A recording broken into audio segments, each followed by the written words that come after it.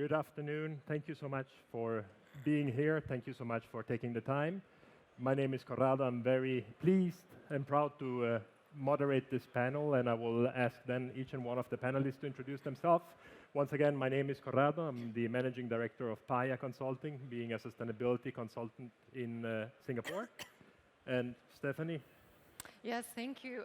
My name is Stephanie, and I look after Google's business and operations across Southeast and South Asia frontier markets. Hi, my name is Rachel Freeman, and I lead growth at Tyme. We're a multi-country digital banking group, and I've been at every single FinTech festival. I look forward to it every year, so I'm thrilled to be here. Well, I'm Leslie Go. Just like my colleague here, we've been involved in the FinTech Festival from day one, and really wonderful to come back and have this like a class reunion. So I was the Chief Technology Officer at the World Bank Group. And now I've transitioned to have a what we call portfolio career, where I'm advising World Bank and IFC on various projects related to sustainability and intersection with technology, and also on academia to help empower the next generation of leaders that are focusing on sustainability. And lastly, I sit on a few boards so that we can have women at the seat at the table in order to drive the change we want for the future. Thank you. Hello, everybody. I'm Gitanjali, and I'm setting up a university in Ladakh called Himalayan Institute of Alternatives.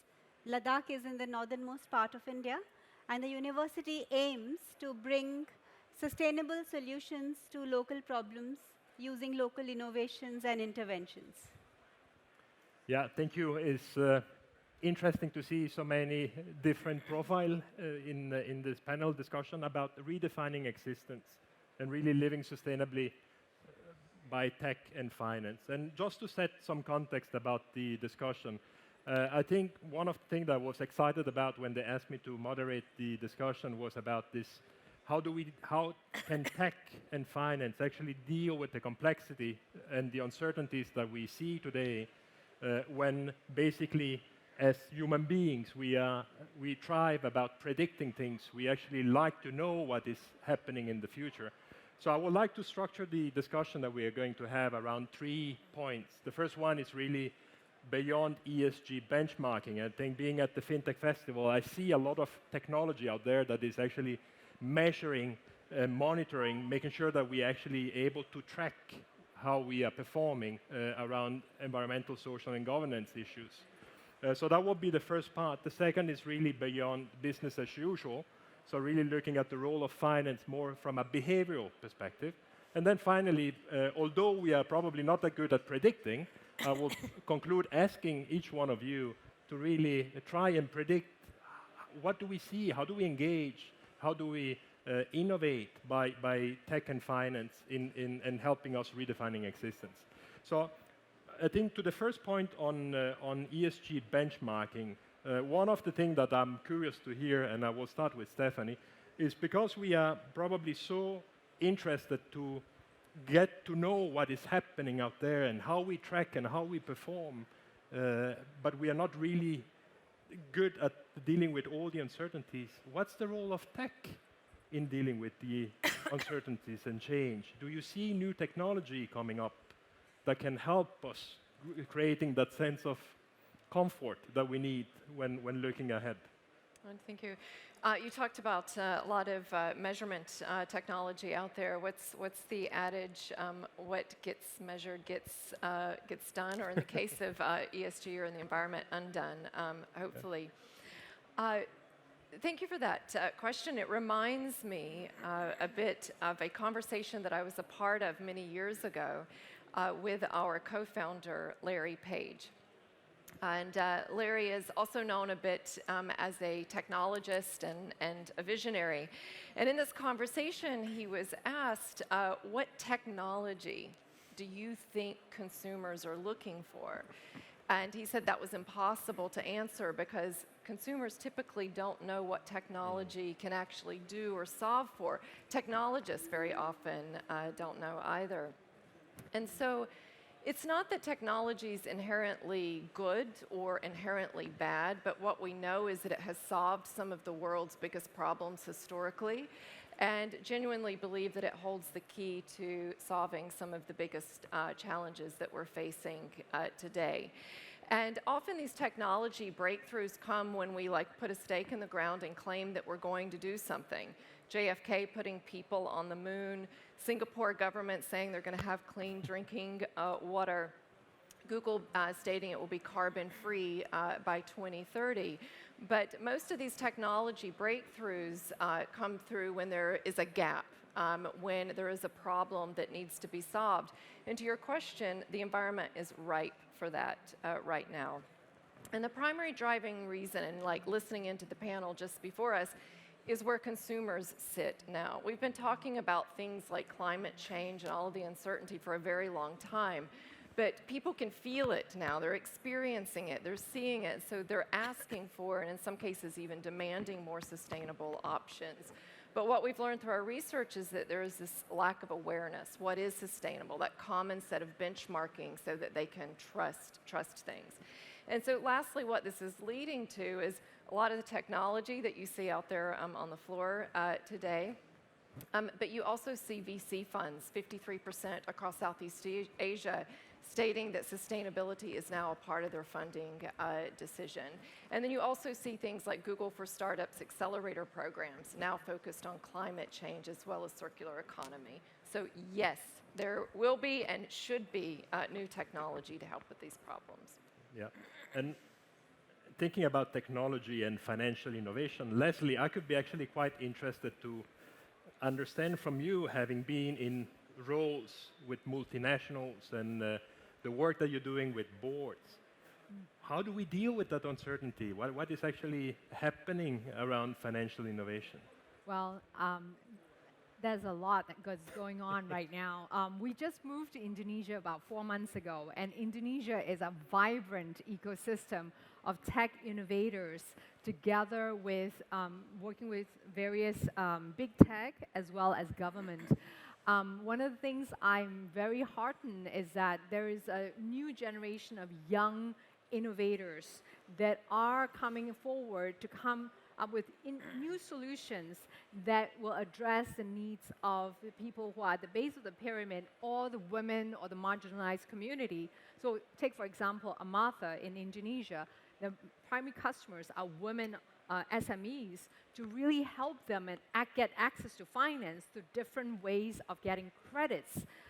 I think that is very empowering. And the other ones are related in agriculture. So I spent the last 3 years or so during pandemic to learn more about agriculture and what tech can do, and tying that with agribusiness, access to finance for smallholder farmer, which is such a difficult thing to solve because they have thin files and they're remote areas. The cost of transaction is extremely high.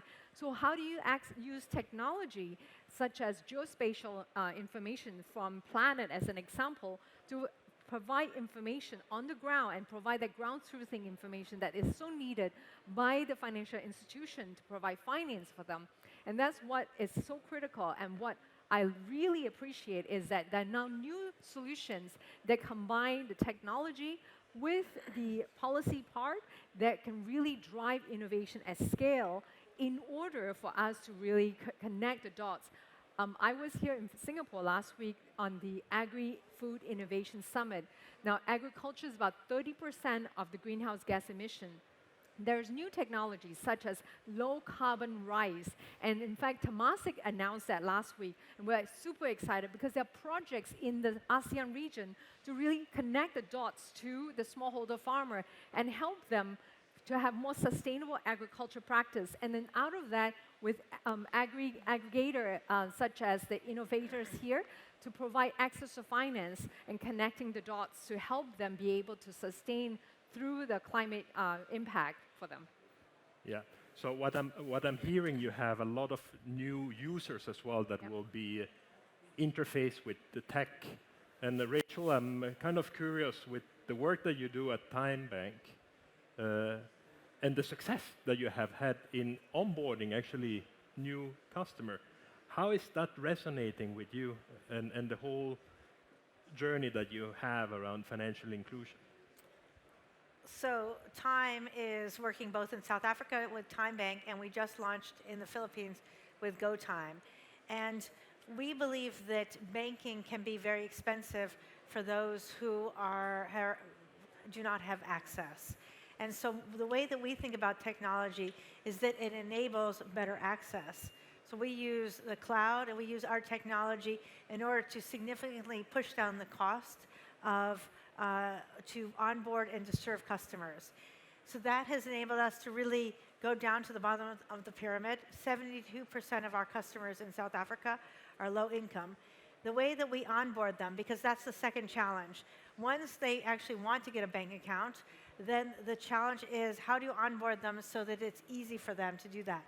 We first installed digital kiosks into grocery stores, so you can walk in to either South Africa or the Philippines now, and at the kiosk, open a full bank account in under 5 minutes and get a Visa debit card. So 80% of our almost 6 million customers in South Africa came in through the kiosk. But what we realized is that we actually weren't getting to the poorest. We weren't getting to those with social grants.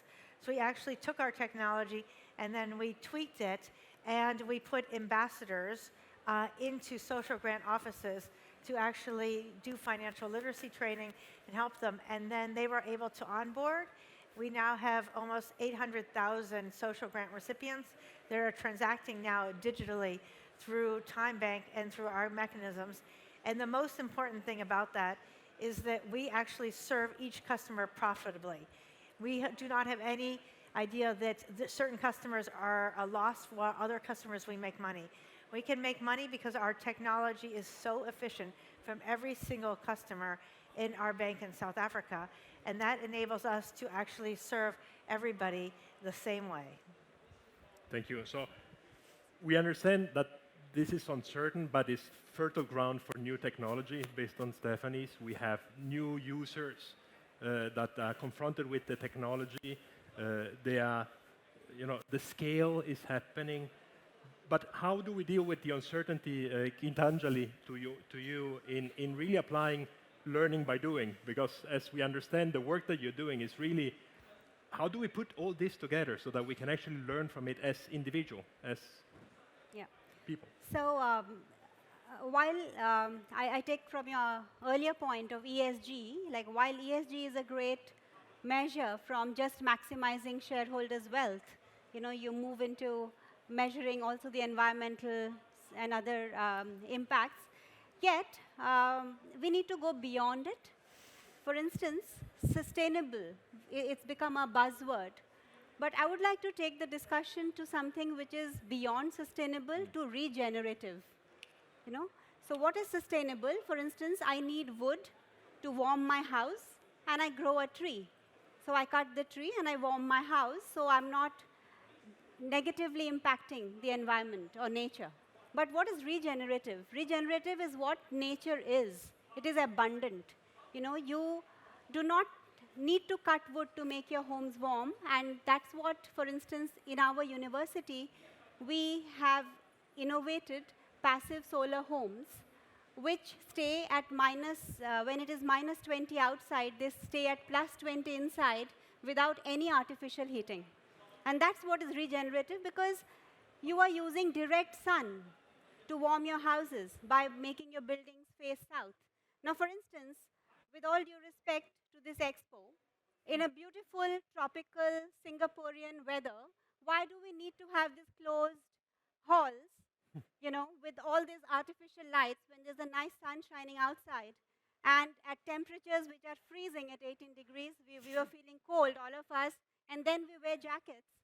So instead, we could look at sustainability in a different way, and we'll come to that in your next question about behavioral change. But coming to this question, that how learning by doing actually helps us is, this is an artificial context, right? We are seated in the ease of a room which is being powered by fossil fuels, or even if they are renewables, there is somewhere a lot of carbon which is embodied energy. So what learning by doing does is that it puts you in the context out there where you're experiencing reality as it is. And you are coming up with solutions which are not artificial, but real. Like I give you this example. the example of passive solar homes is one. The other is how to save water, which goes waste in winter, by just using gravity and create artificial reservoirs, which we call ice stupas. So you do not use any moving parts or any motor. Those are the sustainable solutions which point towards regenerative solutions. And experiential education, learning by doing, helps you do that because it brings the context as a composite reality. You do not bring just one speciality to solve a problem and create another side effect, but you meet reality in its composite nature, and you solve problems by taking every stakeholder, environment, the villagers, and all of them together. Because even a solar plant can have all the ticks of ESG, but it might have displaced people on the ground. You know, the plant of Coke may have all the tick marks of ESG, but is it good for health? Yeah. So we need to go beyond ESG, and there is where we come to true impact. And this can only happen when students are exposed to the context in which they're living, where they can see reality in its composite sense, how one thing affects the other, and actually come up with solutions which are integral and holistic. Yeah, and thanks, Gitanjali, because you are bringing the beyond ESG and you are bringing regenerative. That's part of how we behave. Yeah, and I think to the first part of the session where I'm saying, is really tracking ESG data? Is it? Is it really what we are here for in redefining existence? Or, and thank you for that, there is something more, there is something behavioral that we can actually address. There is something regenerative. And I'm curious, Leslie, also here, you have dealt with policy makers.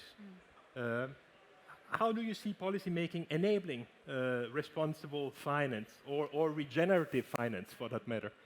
Actually, I worked on both sides, so let me talk about responsible finance. So this is an area that IFC cares a lot about, which is our private arm of the World Bank Group. And there was actually a whole resources that are published on this topic, and now this transition to Action to take on that leadership forward. And the emphasis around this is to make sure that there's proper financial literacy to the consumer and to the digital financial services provider, to make sure that they don't overly indebt the consumers, the ones who are borrowing and taking these loans. Because so many of these recipients of these loans in developing countries do not have a sense of when to repay and how do they repay. And so they end up with overburdening of them and impacting their poverty even worse than before. And so many of the small and medium enterprises many of them take on those loans without a sense of repayments, and how do they go about using that to productive use. So the whole effort around this is to create the framework in order to help the digital financial services to provide better solution and responsibly using that data in order to help them figure out what are they really using that funds for individual as well as a business. In addition to that, they're also creating these kind of capacity building program so that consumers can understand what they're borrowing or what they're using these financial services for through various gamification, through various education programs that are timely and also used in the context of what they need and the moment of their life. So I think these are very important mechanisms. It's not just the tech alone, but what government is doing to really facilitate the platform for digital public good, to bring innovators together and to bring in other folks who are providing services to serve the end users. Bless you. Rachel, before you get the next sneeze, because I think that resonates as well to what you mentioned about the work that Tyme has done in South Africa and what you're trying to accomplish. But on the ground, working with financial inclusion, it might not be that simple when you're looking at behavioral finance and regenerative finance. So what do you see on the ground that we need to be aware when we start redefining our existence? So we see that there are three types of access that are the challenge for financial inclusion. The first is kind of the cost element. It's too expensive to bank. The second is that it can be kind of logistically challenging to bank. Going to a branch where it is, it can be quite far for most people. And so that's why we brought our operations into the grocery stores and into retail integration. And the third is this more psychological aspect that it's scary to go into a bank branch. It's scary. And so what we did about that is by actually bringing ambassadors into the grocery stores. So in South Africa, we've trained people who've never had a job before. So it's the first time they've had a job, and they can only live one kind of bus stop away from the grocery store in which they're working. And we train them to then train the customers from their community on financial literacy, how to use digital financial services. Because I know that we have all of this great technology and all these beautiful things that are out here, but we actually believe that the back end of a bank should be all automative. You should automate what can be automative. But actually, there's a role for people. Like, we believe that people really like learning from people and engaging with people. And actually, you can see that because there are like 60,000 people here. So we have brought people into the front end, which is very different from a lot of financial institutions where they have a super cool app, but they still have a lot in the back end, which is still paper and old processes. We do have a really nice app. It's very simple. It's as simple and as little data as possible is needed to run that app. That's what we think is most important. And then have the people involved and put everything else, no middle end, no back end. It has any people, any paper, any pens. So before moving to Stephanie, let me go back to Gitanjali, because how does it sound in really regenerative and this behavior? And now you start hearing from Leslie and Rachel is about people's inclusion and putting them on the front. How do we actually educate the market even more effectively based on some of the work that you do? What will be your recommendations to move beyond ESG? Yeah. So that is why we start with education and a university, because that is where people's behaviors are built. And it is through the right kind of education, number one, and also the kind of message that we give out as marketers. Actually, what does today's education prepare us for? It's merely livelihoods, right? There's very little that it trains us for social awareness, for developing intelligence and character, or towards, having or working for something which has a larger impact. So rootedness in oneself, in one's culture is missing.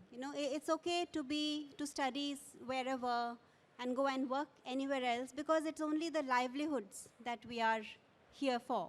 Whereas in our university, the students are encouraged to take complete ownership of their contexts. It is, and to live in harmony with nature. Not to use nature as a resource that has to be exploited, but as a mother that has to be worshipped.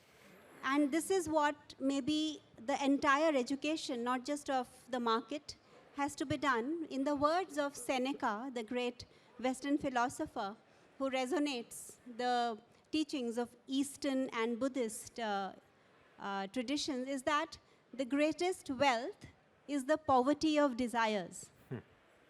And that's what we need to teach our generation, is that we need to reduce our desires. We need to overcome our desires.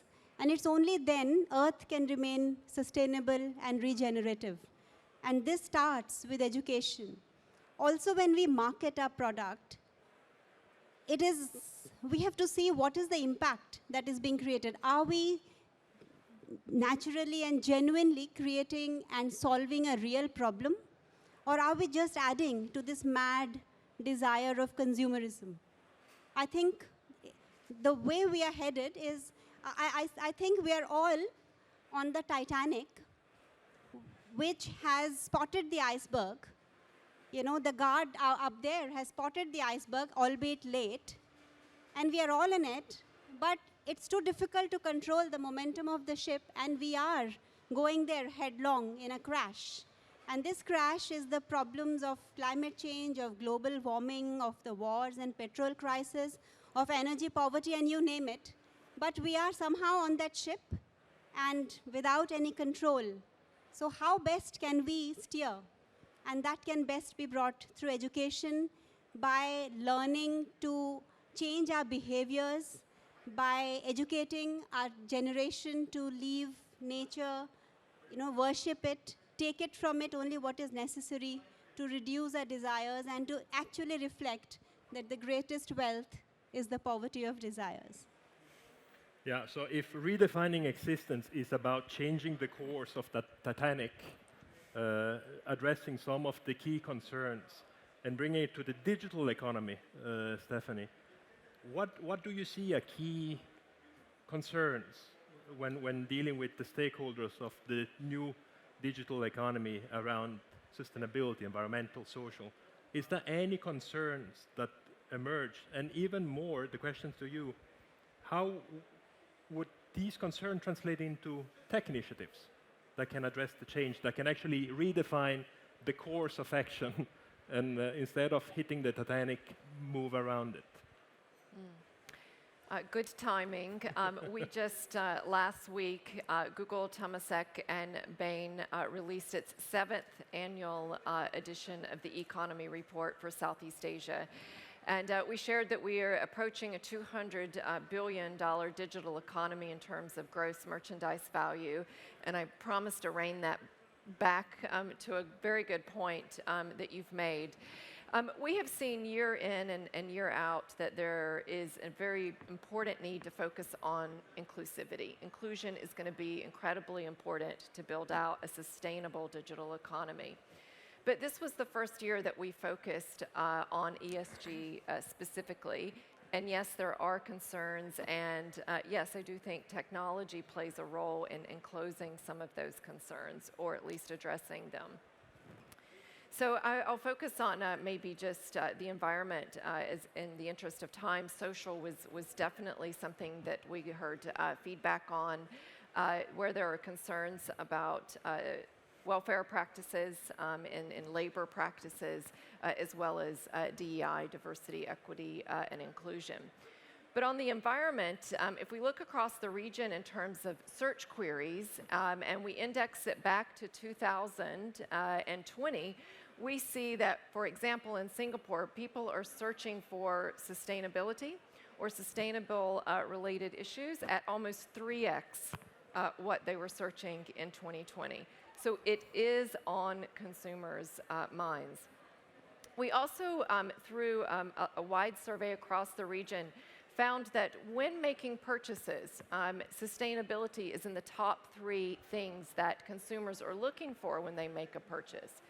But there is what we're calling a say-do gap. They say that they care about sustainability even in sectors like consumer packaged goods. But then you look at market share of sustainability in consumer packaged goods, and it's quite low. And one would maybe think that a reason for that is price, that consumers don't want to pay more. But what we found is that the number one reason is awareness. What is actually sustainable? Second is trust. This greenwashing, everyone's stating that that they are sustainable. What can you trust in? And so these things are super important. And if I think about how technology could address some of that, I'll share with you just a high-level example of a retailer working with us on their UX design. And they had a size chart. What size do you want to order in your shirt, your trousers, whatever it may be. And we worked with them to put on, like, how do you properly size yourself in order to choose the size you want to order. And that one little feature, reduced returns, am I still here? I heard a pop, by 10%. And when it comes to a carbon footprint, that's quite substantial. But if we think about the awareness aspect of that, does the consumer know that? Does the consumer know that if they choose a more flexible delivery date, that they're also reducing the carbon footprint? Can we do more in the warehousing such that cloud computing is ensuring that servers can run at much warmer temperatures and we're using less energy to cool the data servers? These are all areas where technology will come into play, and I think now that consumers are raising their hands and saying, I want to be educated, stating that I will spend a little bit more than I have to, but quite frankly, they shouldn't have to. Sustainability should be a part of the value creation. It should be how companies can differentiate themselves. And to bring it back to your wonderful point, I really hope that one day we're talking about a digital economy that's not how many hundreds of billions in GMV, but we're talking about a ESG currency instead. And GMV is not the one factor that we're measuring, but in fact it would be secondary. Yeah, and if we should go with that prediction, moving to the last section of our discussion, so I think the first part is really about going beyond ESG, and really the tracking and measurement may not be what we are meant to do as human beings, as businesses. And regenerative behavioral finance is also what we need to motivate and support. Then let's try to predict, although we are not that good. And I will start with you, Rachel. What's next if you think about our quest for certainty and our propension to predict? What do you see happen next in redefining existence and living sustainably through tech and finance? Well, it's always hard to predict, but I think there's one thing, which is that if you look back, actually, we have had major breakthroughs in technology that are very positive. So I'm a natural optimist, so I believe the world is not on the Titanic, and that we're actually, there are bumps along the way, but if you look at the levels of poverty that have, over the last 20 years dropped, or what financial inclusion has done, it's amazing how many kind of more included people are compared to 10 years ago, and particularly women in more challenging countries and fragile and conflict countries. So I actually believe that the arc of history is positive. And secondly, you see what's happening. When you live in Singapore, it kind of feels far away, but you look at what's happening in Europe in terms of energy, and there are real challenges that are going on in terms of people thinking, how are they actually going to heat through the winter? And today, Deputy Prime Minister Lawrence Wong talked about a low carbon, using hydrogen. And so I believe that actually some of the things going on globally on fossil fuels are going to drive a lot more innovation and a lot more technology and focus to non-fossil fuel energy. And so I believe actually, 10 years from now, we will be in a very different place because of actually what's happening today kind of on the geopolitical space and in terms of investment into new types of energy sources. So I'm just saying I'm an optimist. I think the world is going to be fine. There's always bumps along the way, and you kind of have curvy times, but generally I think actually we're going to be fine. Leslie, if we're looking at the more human side of things, what would be capabilities that you think, can you predict any capabilities that we'll need to grow and live sustainably? Well, I like to see how sustainability can go beyond a CSR effort on just a checklist into something that has three core elements. One is about economic growth. The second is about social inclusion. The third is about environment protection and thinking about biodiversity and look at nature-based solution. Because only then can we really think about solutions holistically and change the behavior that Stephanie talked about to make those decisions and trade-off at an individual consumer level, but also at the corporate institutional level. How do you really drive these kind of change at a systems thinking and transformational leadership in government that will provide the support and funding to continue doing innovation in deep tech that we need in order for us to transition from a current state into a future state of clean tech, and also enabling more approach on how do we use solution, biodiverse solution, and combining that with technology in order for us to change the behavior at large so that we can achieve the triple win of healthy people, healthy planet, and healthy economy. That is my hope. Yeah. And Gitanjali, Rachel is optimistic. Leslie has a lot of hope. Is it sufficient to steer away from the iceberg? That's what I would like to say, that instead of saying, how do I predict the future, I invite all of you to co-create the future. We are all powerful enough to co-create it, and that's a three-pronged approach. The first is all change, all charity begins at home. So all change believes with me, with each of us, and that's when behavioral change, please believe me, has a much bigger impact. Individually, if we learn to wake up with the rise of the sun and sleep, before it is dark, we can do away with, hundreds of nuclear power plants. If we know how to change our lifestyle, eat little less meat per week, or bicycle if we can, reduce our planes. At our individual level, we are 7.7 billion on this earth. As it is beyond the carrying capacity of earth. So each behavioral change cumulatively has a huge impact. That's the first.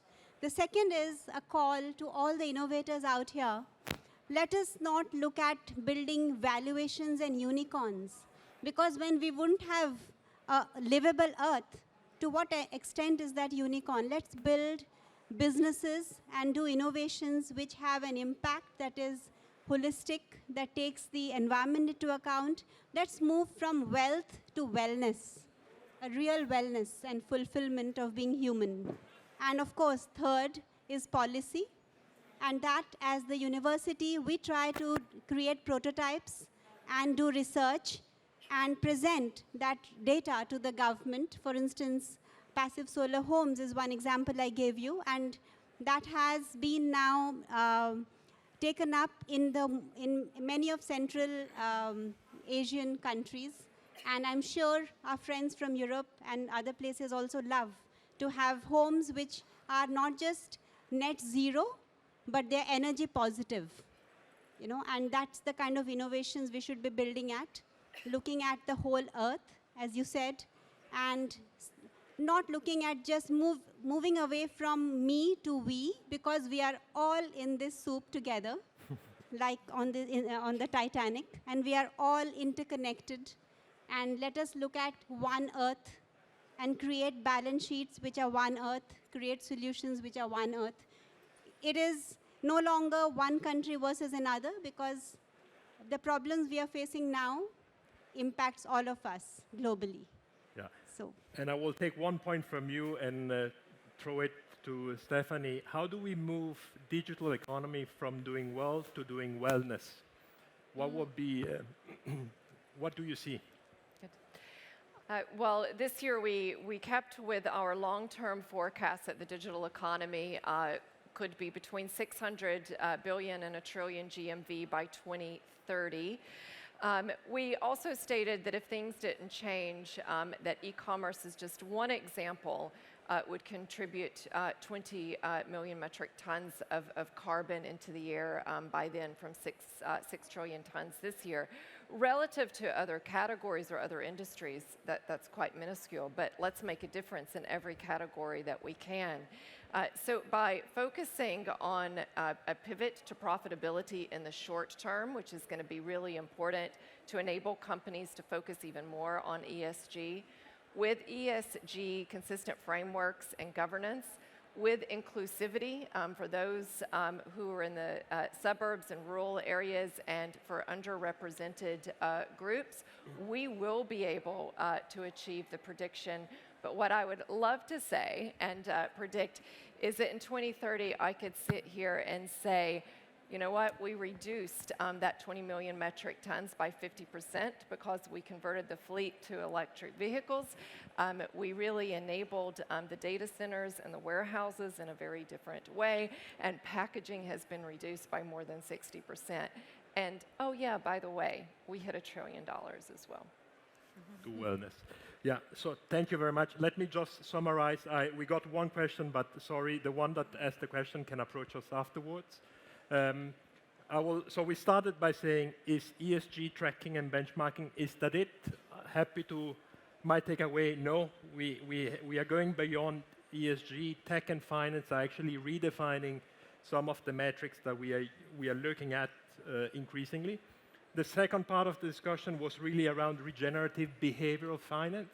I think inclusion came up very strongly. We need to include people in some of the design and the structure, and policy can enable. There are things that policy making can do. And to the last point about prediction, I like this do well or do wellness. I think today we probably agree that let's try to do wellness then rather than doing just well. Stephanie, Rachel, Leslie, Gitanjali, thank you so much for all your insights. Thank you all for your attention. Thank you.